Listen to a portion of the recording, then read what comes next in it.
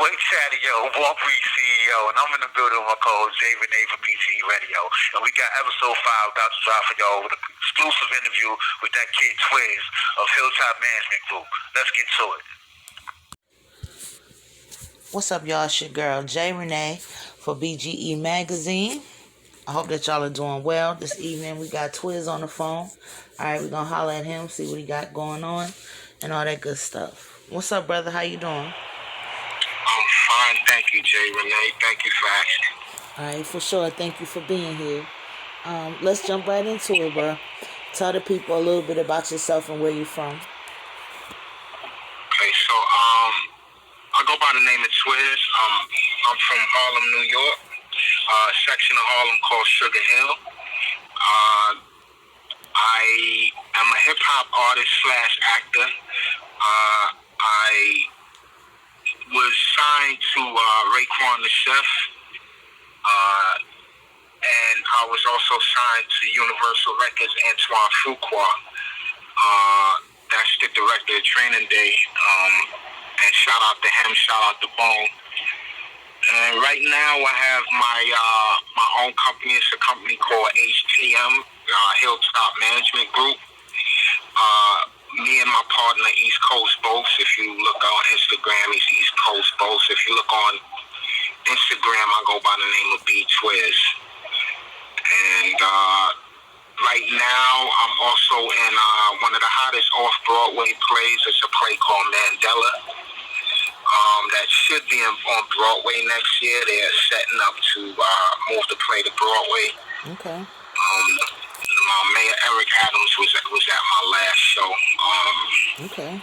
So my last show was in February, and I think we're going back up in like July. All right. Well, congratulations on all those achievements for sure. You've been extremely busy, it seems. Yes, ma'am. All right. So let's go into the acting first. How long have you been acting? I've been acting since really 2001, but and the way that I even was introduced to acting was I'm in a movie called Black and White with Robert Downey Jr., Brooke Shields, Mike Tyson. It's that movie, if I don't know if people are familiar with where Mike Tyson slapped Robert Downey in one of those scenes. That's the movie that I'm in. I have a good role in it. And the way that I was in it was, like I told you, signed to Raekwon. Okay, yeah. And they got the deal to do the movie. So after I did that movie, about a year or so, or 2 years later, maybe about 4 years later, I still was getting checks from that movie. So it made me think, like, hold on, man, this because I never got a check from music. Now, as far as my resume with music goes, I'm on Raekwon the Chef sophomore Mobilarity album. I'm on Ghostface Killer's Bulletproof Wallet album. I'm on Funkmaster Flex Volume 3, the Final Chapter album. I'm on the PJ soundtrack. I'm on the Black and White soundtrack. I'm on numerous albums, but I've never actually received compensation for those projects there. But I have been getting checks for that movie, and different movies that I have done. And that kind of steered me more towards, like, you know what, I'm gonna really start taking an interest to this acting thing. Right. Yeah, for sure. Now tell us about this play. You said it's the Spirit of Mandela. I don't know many people that have been in plays, so, tell us about that experience and how you ended up in a play. Right. Okay, so I did a few movies and a few documentaries during the period. And I have a little brother that was murdered in 2005. His name is Phoenix. Rest in peace to my brother Phoenix. I love you. And hope to see you again someday when the time is right. So when Phoenix has a father by the name of Jimmy, and Jimmy was doing plays with a gentleman called Lou Myers. Lou Myers is he was an actor from a TV show that was back in the days called A Different World. He was Mr. Gaines. Mm-hmm. He was dark-skinned, bald-headed dude, Mr. Gaines. And he had a play called, it's not Pathways to Freedom. I think it was Pathways to Freedom.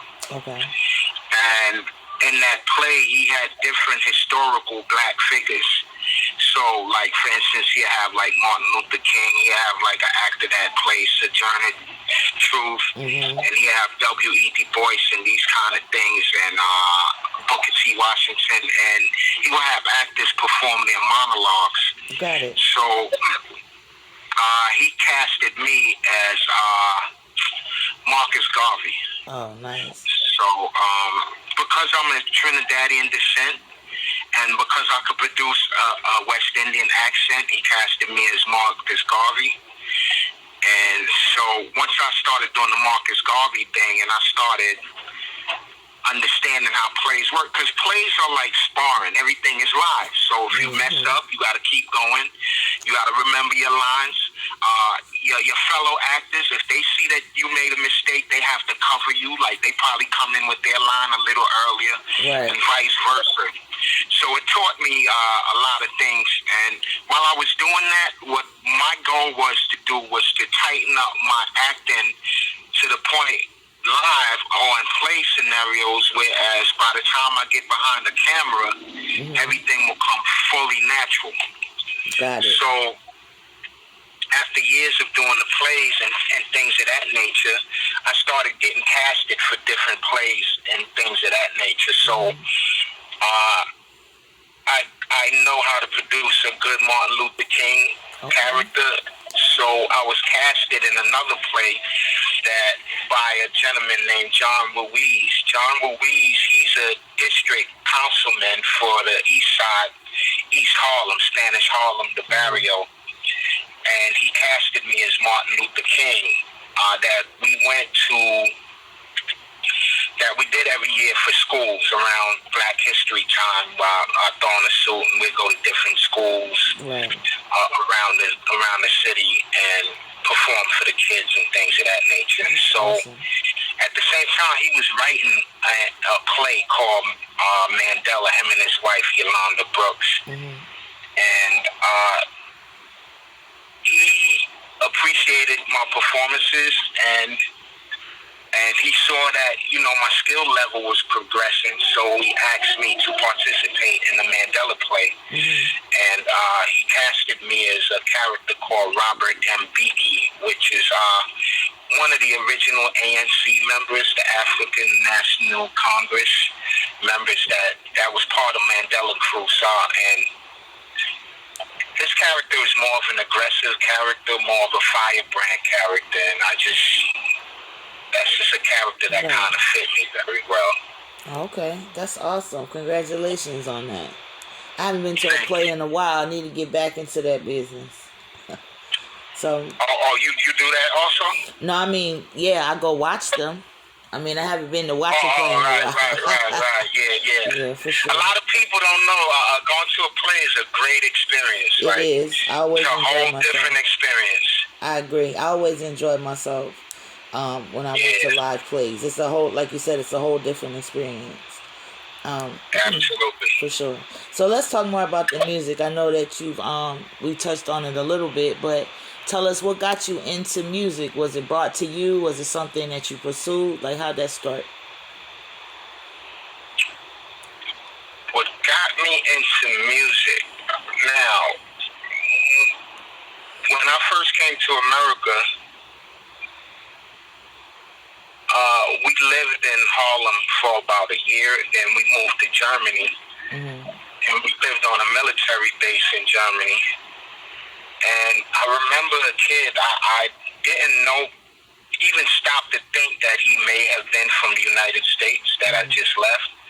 But on a military base, it was a gentleman that he dressed different, and when he dressed like old school hip hop, and he had he always walked around with a big radio with these Adidas on, with the sock in the tongue and things of that nature. And he was playing like some strange music that I was attracted to.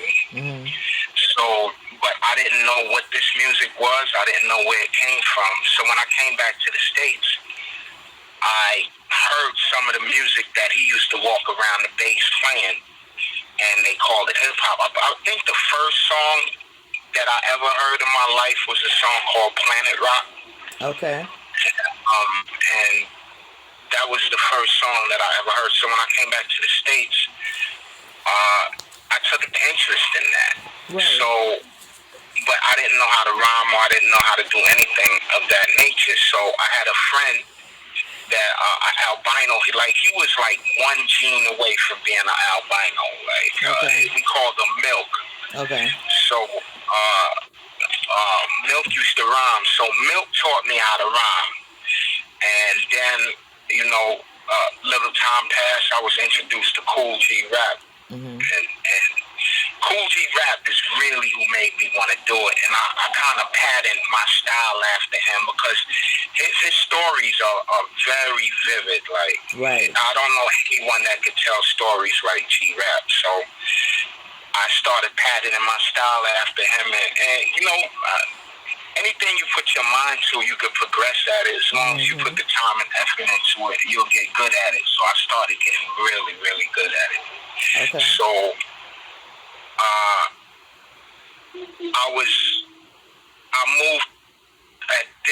I moved to Sugar Hill, and Sugar Hill is a section of Sugar Hill where that's famous for these drug dealers. That one name is AZ, one name is Alpo, and one name is Richard Porter. The movie Paid in Full was about these people. That building that AZ was living in Paid in Full is actually my mother's building. Oh, wow. So I was friends with a gentleman named Wayne. God bless the dead. Wayne died a couple years ago. We called him Book Barnes. I went to school with him, who wound up being AZ brother. And he introduced me to AZ, and AZ had a rap group called Mob Style. So, like I said, I kind of excelled in it, and he took an interest in me, and he put me on the Mob Style album. So once they put me on the Mob Style album, I started getting a little name. And one day I was coming out of my mother's building, and AZ was talking to a gentleman, and he introduced me to this gentleman, and the gentleman's name is Oliver Grant. Now, Oliver Grant is a gentleman also known as Power. Now, Power, if you look on all of the Wu-Tang albums, Power is executive. Yeah, Power's executive producer of all the Wu-Tang albums. So, AZ asked me to deliver some music to Power, deliver the music. He liked it. And he had a company called American Cream Team. He formed a group called American Cream Team that he kind of patented after the Wu-Tang. Like, he took some Harlem dudes, he took some Staten Island dudes, he took some Brooklyn dudes, and he put us all together. And he created a group, American Cream Team. And that's basically the group that I'm known for till this day. Okay. So how was it, how was it working with Wu-Tang? Were you familiar with them, or were they becoming who they were as you were becoming who you were? Yeah, at this point, they was on fire. Okay. They was on fire. And, it was a great experience, but it was an experience of me in my youth I wasn't really prepared for, because I was taken out of here and thrusted right into the limelight. And, it's a lot of challenges and a lot of things that comes with that, and with that life, that, hindsight is 2020, that I may have handled different. But it seasoned me. It got me to the point where I am today. Like, it's as far as I know what I want, I know how to get it, and this time I'm gonna get it. Like, so. All right, bro. So I can definitely understand, learning from your experiences. When you said that it seasoned you, do you mean like it's like prepared you for the future, or what you mean by that? Definitely the future, what it taught me. And I didn't learn this till my second deal, because I had 2 deals, but Okay. I didn't officially learn it till the second deal. That it's the music business. You understand what I'm saying? Yeah. So, music is cool, but it's a business that also comes along with that. That if you don't want to suffer later on, when the high off of the fame and the accolades and all of the recognition wears off, and you sit around and you look at how much money you spent and how much money you don't have, and like when you sit around and look at all that, because a lot of these dudes out here who you see in these videos with these chains and these cars, and number one, a lot of the jewelry is fake. Number 2, the cars aren't theirs. Right. Number 3, the houses aren't theirs. You understand? Right. It's smoke and mirrors. One thing that your audience should know, and not only your audience, but anyone who want to get into this field. Industry rule number 3080, record companies are shady. Now, I quoted that from Q-Tip. That was a line that he said in one of his songs, and it was a reason he said it, because it's true. Right. This is a dirty game, man. People have you sign over your Puff. You see what Mace and Locks and all of them is going through with Puff, and I heard Big died broke. How? Right. You understand? So, it taught me,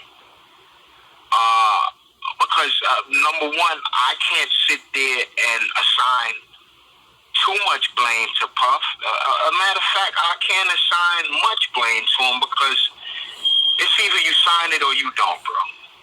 He ain't pull out any guns, or he didn't do any of that. So the blame will necessarily fall on whoever signed any contracts or whoever signed the way they're publishing. Because it goes back to what I was saying later on, when all of the high wore off, looking up like, damn, fam, I'm famous with no money. That's one place I really don't want to be. Right. See, I was semi-famous. I was popular. I was popular, but I've never actually been famous. And I'm glad I haven't actually been famous yet, because, it's still a door there open for me. So, right. I understand what you mean. So, are you currently working on some music and stuff? Because you did say yet. So, let us know what you mean. So, as I stated earlier on, that I have a company, and right now, called Hilltop Management Group. The name of the crew is Hilltop Mafia. Now, the reason it's called Hilltop is because I'm from Sugar Hill. Are you familiar with Harlem? I'm familiar enough to know what Sugar Hill is and the importance of it. Okay. Well, Harlem is broken into different sections. So you have the east side of Harlem and you have the west side of Harlem. Sugar Hill is located on the west side of Harlem. Because Manhattan is an island. So the entirety of Manhattan is surrounded by water. So Harlem starts from 110th Street to 155th Street. Used to be river to river, but through the gentrification and all of those things, they broke it down into Washington Heights and this and Hamilton Heights. So, when the white people started moving in, they started breaking it up. But we're gonna go off of the template of the old Harlem, which is river to river. So on the east side of Harlem, you have the East River. On the west side of Harlem, you have the Hudson River. The Hudson River is where the George Washington Bridge and all that kind of thing is located. So on 145th is a popular area because in New York or in Harlem or in Manhattan rather, the streets are designated by numbers. So where I'm from is 145th Street. So 145th Street is a very famous part of Harlem, and the part where I'm from, Sugar Hill, is located on the top of a hill. You understand? That's why they call it Sugar Hill, because it's a whole hill area. Mm-hmm. So down the hill, that's more like 8th Ave, 7th Ave, Lenox. Up the hill, it's more like St. Nicholas, Edgecombe, Amsterdam, Broadway. So I kind of forgot what the question was. Can you ask? What I'm working on. So that's why it's Hilltop Management. And right now we're working on 3 projects. Okay. So on these projects it's 3 projects. It's a project that Bose and I have together, which is my business partner and my rhyming partner, called Thicker Than Water. Okay. And the reason why we named the project Thicker Than Water is because literally, remember I told you when I came from Trinidad? Mm-hmm. That was my first best friend. Right. That was the first person I ever met when I came to this country. So, years later, we back together and we doing a project called Thicker Than Water that's already done. Mm-hmm. I could send you music off of it. Then I'm doing a solo project called Americanized Trini. Okay. And he's doing a project called Voice of a Martyr. Oh, wow. And yeah, so right now it's really buzzing, and the feedback that we're getting from the projects and things of that nature are phenomenal. So, and we're getting people like Raekwon and Ghostface involved, and people like we're friends with A$AP Ferg and people of that nature and stuff like that. So we got a few people that we have hands-on experience and that may be willing to get involved with the project that we're reaching out to in order to get involved with the projects. Okay. But it's coming out phenomenal. I can send you some music from it, no problem. Okay, yeah, for sure. You got a lot of things in the works, bro. I definitely commend you for all your hard work and, everything that's turning out for you.